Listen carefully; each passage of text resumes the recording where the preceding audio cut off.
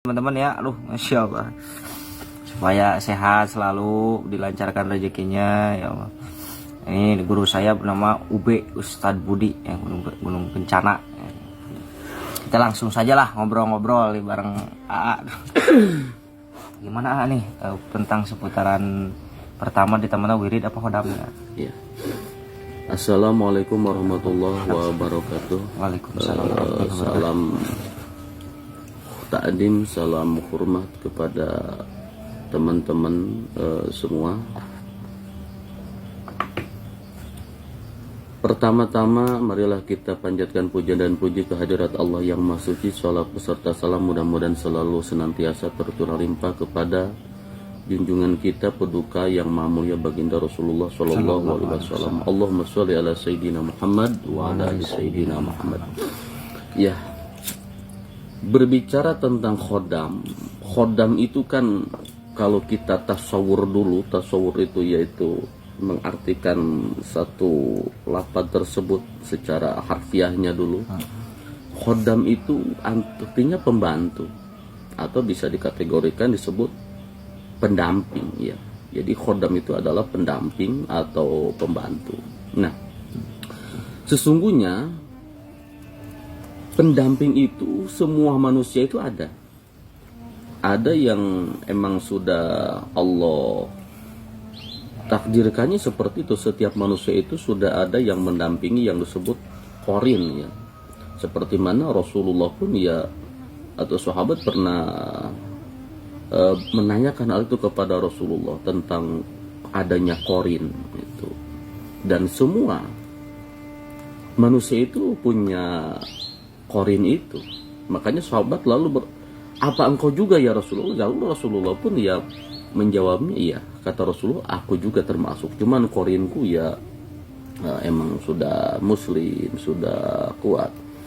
Nah seperti itu. Jadi khodam itu ini ada khodam yang langsung ketika kita lahir itu sudah ada yang disebut qorin, yang mana ketika kita nanti wafat maka qorin itu akan berada di nggak ngikut kita ke alam barza qorin itu. Yang kedua ada khodam dari leluhur atau maksudnya qorin yang pernah ngikuti leluhur kita dulu. Nah itu kadang-kadang bisa berpindah atau bisa mengkhodami atau mengikuti keluarga yang biasa orang tuanya dulu sayangnya kepada siapa.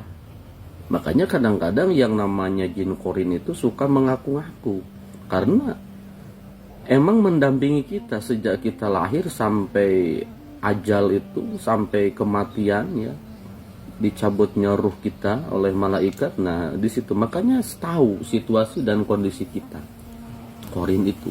Makanya kadang-kadang dan bentuknya pun emang sama gitu seperti kita wajahnya, jadi mirip-mirip. Jadi kalau kita imannya kuat maka si qorin itu akan begitu. Kalau kita rajin berzikir kepada Allah maka qorin pun akan ikuti juga seperti itu. Kalau kitanya banyak maksiat maka si qorin pun akan seperti itu. Nah maka akhirnya si qorin itu akan mempengaruhi kita, si khodam itu mempengaruhi kita karena ya berdasarkan tentang kelakuan kita juga itu ya, seperti itu. Ada lagi yang disebut khodam itu dari huruf-huruf Al-Quran ya.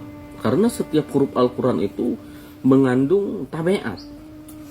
Gitu. Tabiat itu tekanan ya. Atau jismun latif. Jismun itu adalah benda, jisim, benda. Latif itu yang lembut. Artinya kasat mata. Mata kita ini, mata zohir tidak mampu melihat perwujudan daripada jismun latif tersebut. Atau energi daripada huruf tersebut. Gitu. Huruf hijaiyah yang 28 itu mengandung jismun latif, tekanan energi. Ada yang mengandung elemen api atau bahasa ininya unsur atau anasir naria, turobia, hawai, ma'ya, air, elemen api, elemen air, elemen tanah. Nah, termasuk di dalam diri kita pun sama seperti itu. Ada anasir yang mengandung elemen api, maka terjadilah wirid. Wirid itu adalah untuk mensinkronkan tekanan elemen-elemen tersebut. Karena kadang-kadang di diri kita itu ada yang pas gitu elemennya, ada yang rendah, ada yang terlalu tinggi atau tingginya di unsur apanya. Contohnya misalkan orang itu elemen dirinya atau unsur atau anasir di dalam dirinya itu paling tingginya unsur api, maka nanti hidupnya itu tidak akan seimbang.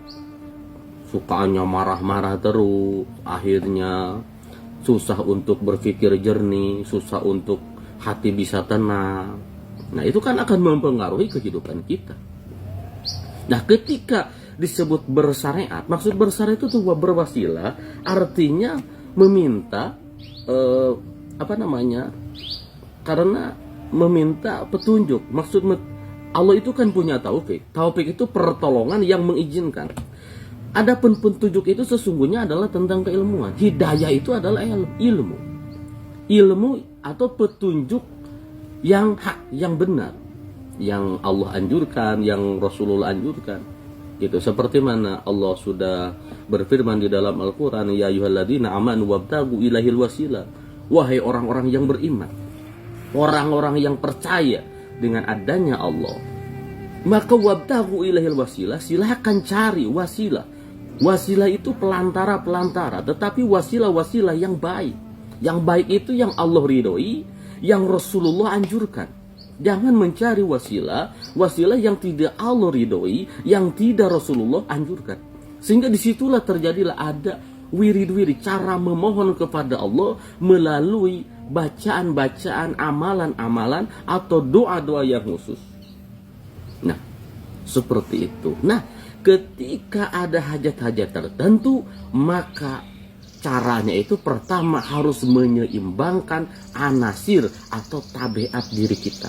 Seperti yang barusan saya jelaskan. Seandainya yang tingginya di dalam diri kita anasir api atau elemen api, maka carilah wirid yang tekanannya paling banyak di dalam huruf-huruf wirid yang kita baca mengandung anasir ma'iyah, air. Kenapa? Biar ada keseimbangan.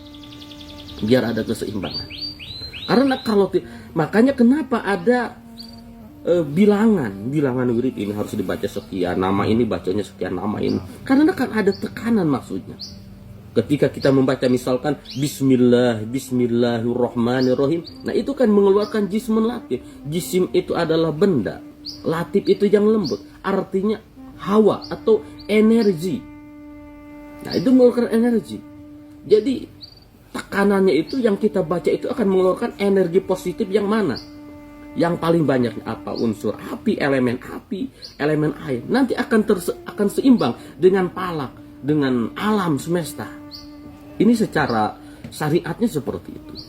Adapun secara hakikatnya, ketika lisan kita membacakan ayat-ayat Al-Quran atau sholawat atau doa-doa khusus, maka hati kita mengingat Allah.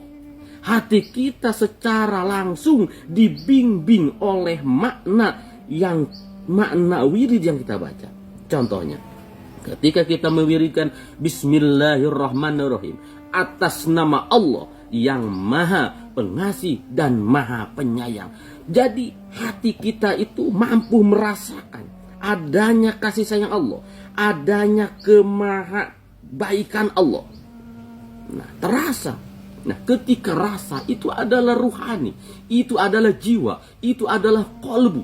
Ketika kita mampu merasakan adanya kasih sayang Allah sampai pana, Bismillahirrahmanirrahim, pana itu terlena dengan makna yang kita baca sehingga jadi keimanan yang kuat, jadi keyakinan yang kuat. Sekuat-kuatnya sehingga akhirnya meyakini betul bahwa Allah itu benar-benar menyayangi kita sesungguhnya, bahwa benar-benar merasakan adanya Allah menyayangi kita dengan cara dibulak-balik Bismillah atas nama Allah yang Maha Pengasih dan Maha Penyayang. Kasih sayang Allah terasa sehingga jadi keimanan, jadi keyakinan yang kuat.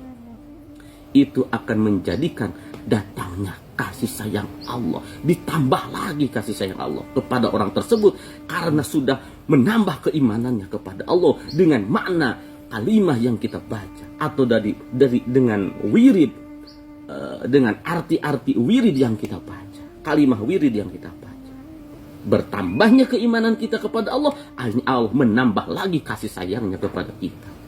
Dan kenapa harus ada bilangan? Seperti tadi sudah saya jelaskan. Karena untuk keseimbangan secara lahiriahnya, secara zohiriahnya, secara syariatnya, biar tekanan energinya seimbang, sehingga ditekanlah dengan kalimat-kalimat itu. Ada tabiat huruf hijaiyah yang 28 itu terbagi 4, tabiatnya, elemennya. Nah, biar seimbang seperti itu, teman-teman sekalian. Jadi setiap orang itu nggak asal ini teman-teman ya. Ini wiridnya ini beda sama ijazah umum ya. Ini ada 41. Ini jadi setiap ini yang ini wiridnya misalkan 120 sekian, yang ini pasti beda, nggak mungkin sama ya. Nah, seperti itu teman-teman ya. Jadi kenapa saya sering di lab selalu bilang kamu misalkan harus wiridnya berapa, biar apa? Biar tercapai, sehingga kalau pas dalam adat bilangannya ya, adat bilangannya pasti terijabah ya. Gitu maksudnya. Karena begini, ta'rif wirid itu kan dijelaskan oleh ulama. Apa itu wirid? Wirid itu adalah hiya al-hisiyatul muhaddada allati yuwajibu 'alaiha al-'abdu minat ta'ati wal ibadah ghairil mafrudati wa yulzimu nafsahu biha. Wirid itu adalah amalan hisiyah. Hisiyah itu az-zahir, ada suara, ada huruf yang kita baca. Jadi wirid itu harus ada suaranya, harus jelas suaranya. Sifatul hurufnya, makhorijul hurufnya harus jelas. Karena kalau tidak jelas, nanti energi yang kita keluarkan dari mulut kita pun tidak seimbang. Makanya ada cara bacanya. Sudah ini oleh para ulama. Al-hisi, hisi itu zohir, jelas. Hisi, bukan di hati. Kalau di hati namanya zikir. Nah, ketika lisan kita membaca wirid kalimatnya secara jelas, maka hati mengingat Allah melalui makna kalimat yang kita baca. Seperti itu. Jadi dengan kalimat itu bertambahlah keimanan kita, karena kita akhirnya makin memahami dengan ternyata Allah itu begini-begini ya. Seperti itu.